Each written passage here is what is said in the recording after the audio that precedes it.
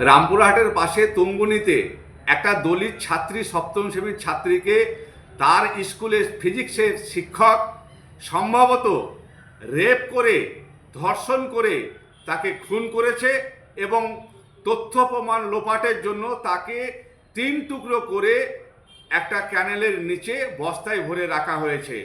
সেই স্কুলের টিচারটা তৃণমূলের শিক্ষক নেতা, তৃণমূলের কাছ থেকে আমাদের এই শিক্ষা আজকে নিতে হচ্ছে। এবং এই মাস্টারমশাইরাই অভয়ার আন্দোলনের সময় দেখেছি যে অভয়ার ধর্ষকদের গ্রেপ্তারের দাবিতে রাস্তায় নেমেছিল এবং এদের পিছনে আমরা রাস্তায় নেমেছিলাম।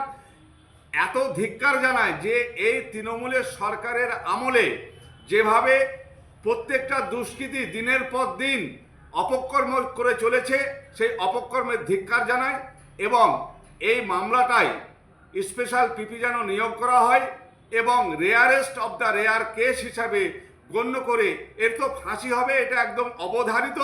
কিন্তু আমার কথা হলো, পুলিশ যেহেতু রাজ্য সরকারের এবং শিক্ষক নেতা যেহেতু রাজ্য সরকারের, এখানে কোনো যেন ড্যাশিং পোস্টিং না করে তাকে রেহাই করে দেওয়ার ব্যবস্থা করা হয়। কোনোরূপ এরকম ব্যবস্থা হলে আমরা কিন্তু আন্দোলনে নামব এবং এটাও আশঙ্কা করছি এই শিক্ষকের একার পক্ষে এই ঘটনা সম্ভব নয়, কারণ একটা মেয়েকে 3 টুকরো করতে গেলে আরও সহযোগী আর ছিল কিনা সেটাও পুলিশকে খতিয়ে দেখতে হবে।